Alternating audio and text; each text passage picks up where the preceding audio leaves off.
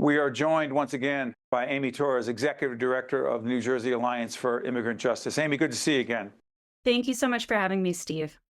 You got it. Listen, it's a moving target. We are taping on the 18th of March that we'll be seen later.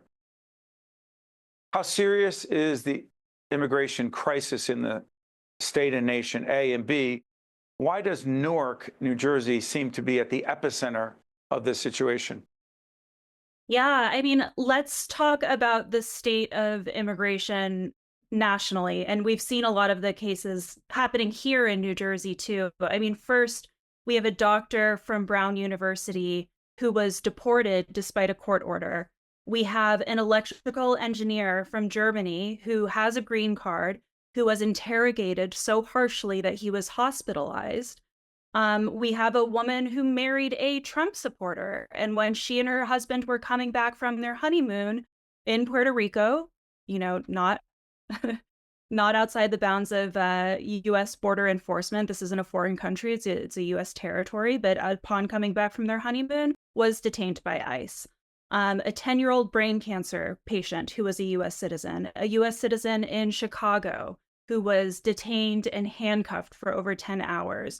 So the state of immigration is actually not really focusing on who the president said he would be going after. He said that there's this whole horde and this entire criminal network, despite overwhelming evidence that immigrants commit crimes at far lower rates than native-born U.S. citizens.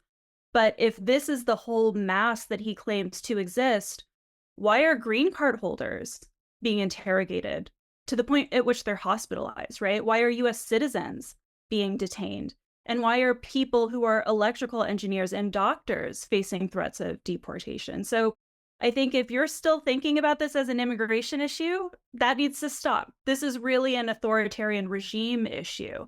We're using these major weaponization of police and ICE officers to violate people's civil liberties. But Amy, at the same time, every poll I've looked at, and you look at the same polls, you live this every day, a significant number of New Jerseyans and Americans believe that the illegal immigration issue needs to be addressed. How the heck do we find balance between fighting against the things that you just said, acknowledging those things are wrong, but at the same time, deporting those who are not in this country legally, which most people support? Well, I think most people support that because for years upon end, we've been questioning the legitimacy of people's presence here. This stretches all the way back toward questioning whether President Barack Obama was actually a U.S. citizen or not. And if you hear that year upon year, cycle after cycle, of course you get brainwashed to the point that you believe this imaginary thing. But Amy, respectfully, there is a problem. There is a problem. Are you saying you don't acknowledge that there is a problem with illegal immigration? Oh, it's a question I of totally how it's, acknowledge whether that, it's hyperbole or people exaggerate it or the media focuses on it and politicians take advantage of it. Say that's all true, but you acknowledge there is a problem with illegal immigration that has to be addressed from a policy point of view. I absolutely agree that the immigration system is fundamentally broken, that you are more likely to interact with the immigration system and be set up to fail and lose status, just as the family that we had here in Haddon Township, New Jersey, right? They've done everything right. The system failed them. The mother ended up in detention. The father... I saw that. By the way, check out NJ Spotlight News. There's a great story about that. And also it's a national news story. That entire community, Amy, came together to support that mother of a business, right? The son was speaking on behalf of the family, the entire community. And they were, the vast majority are American-born citizens who were saying this is wrong. That's not what most Americans support. Is that fair to say, Amy? What's going on right now is not most what most Americans are support. So divorced from the everyday issue. They're so far away from understanding the conditions that their neighbors face that they are reacting to this larger, apparatus of media that's telling them, oh, every immigrant that exists is... There's gang members from Venezuela. You got to get rid of them. Right, exactly. Luis Rivera, he has a Michael Jordan and Air Jordan tattoo, send him to Guantanamo Bay. That's what they're saying. If you look... What did they think the tattoo was? Ask an ICE officer. I mean, I'm sure, this is part of the same thing where you look a certain way, you have a certain accent, you have a big scary tattoo, happens to be an Air Jordan tattoo, but that was enough for ICE officers to say that he had gang affiliation and he was one of the first people sent to Guantanamo Bay. So I hear you, Steve. I know what the public opinion is. I also know that there has been a multi-year strategy to delude the public into thinking this way, despite when you talk to everyday New Jerseyans, when you talk to long-term residents of this country, they will tell you this system is designed to make them fall out of status. And what is the Immigrant Trust Act, and why is it so important?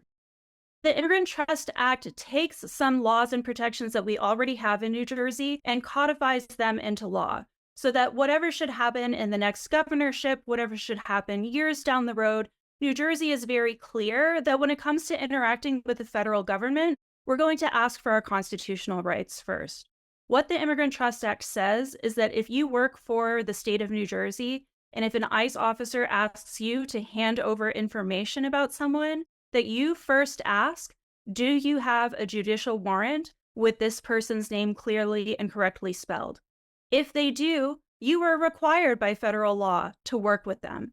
If they don't, the state of New Jersey has the right, every person has this right, to say, without a judicial warrant, I'm not going to comply. All the Immigrant Trust Act does is clarify that this is the script that state agencies should use if ICE officers ever come asking for health enrollment information or for after-school information or for anything else that people in New Jersey may go to the state to seek services for.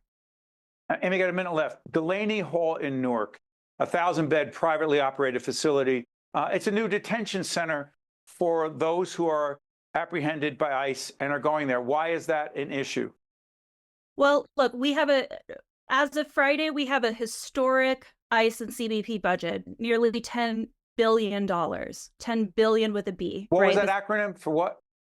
For ICE and Customs and Border Patrol, Immigration and Customs Enforcement. And so $10 billion, that's all of your Medicaid dollars that have been stripped away, Medicare, Social Security, every government service that has been cut has now been put into immigration enforcement. Not only that, it's being funneled into private prison corporations. Geo Group, who owns and will operate Delaney Hall, was the first corporation to max out their campaign contributions to Donald Trump's reelection campaign. So Delaney Hall is terrible for all of the reasons that we've discussed, lack of due process, profiling, and surveillance. But this is yet another example of the billionaire class profiting off of this administration. The net profit of Delaney Hall is going to bring in an additional $1 billion for Geo Group. And its sister companies like Core Civic stand to benefit just as much as well. So we see these mega corporations profiting off of our civil liberties being trampled in the name of national security and safety. Amy Torres is Executive Director, New Jersey Alliance for Immigrant Justice, and also know that we have other folks with different points of view, particularly Republican legislators and others who will be joining us today in our taping. They may see it differently, but you should check out the facts, folks, and check out the website of Amy's organization, New Jersey Alliance for Immigrant Justice. Amy, thank you once again for joining us. We'll continue the conversation, I promise. Thank you. Bye-bye. You got to stay with us. We'll be right back. New Jersey is home to the best public schools in the nation. And that didn't happen by accident. It's the result of parents, educators, and communities working together year after year to give our students a world-class education, no matter the challenge. Because parents and educators know that with a shared commitment to our public schools, our children can learn, grow, and thrive. And together, we can keep New Jersey's public schools the best in the nation. Also brought to you by IBEW Local 102, celebrating its 125th anniversary. The Turrell Fund, a foundation serving children. Operating Engineers, Local 825. New Brunswick Development Corporation. New Jersey Sharing Network. NJM Insurance Group, serving New Jersey's drivers, homeowners, and business owners for more than 100 years. United Airlines.